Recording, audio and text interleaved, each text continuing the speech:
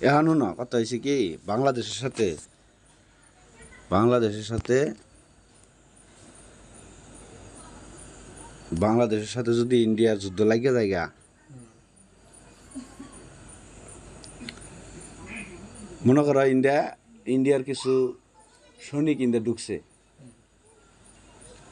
ওরা তো বন্দুক পিস্তল তুমি কি দিয়ে মারবা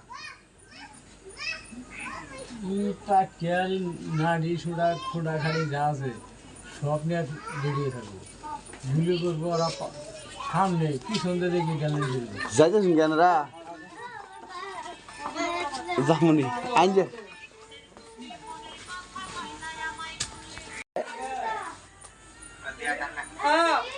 তুমি কি সময় সামনে যাবা না না সামনে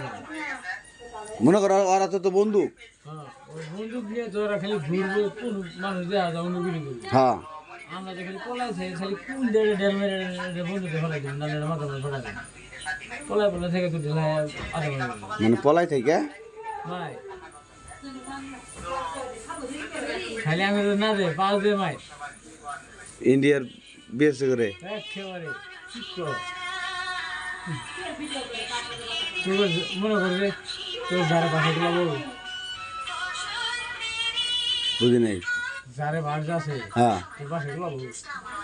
এলে বাসগুলা হইলে বাস খালি চুক্কা করবো আর পলঙ্গ বানাই থই দিম না তেলে বাস যারা একদিন গুলাবো একদিন গুলাবো ছিঁড়ে এলা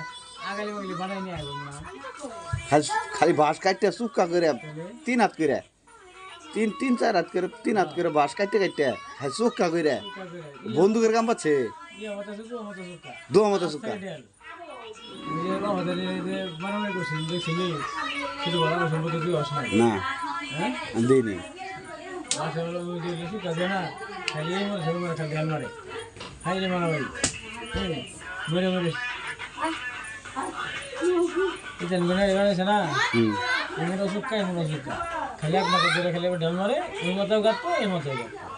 যেটা যা গাঁতে সেরকম যদি বানাই নিয়ে তাহলে এখন বন্ধু তাহলে উনি ইন্ডিয়ার কাম পাচ্ছে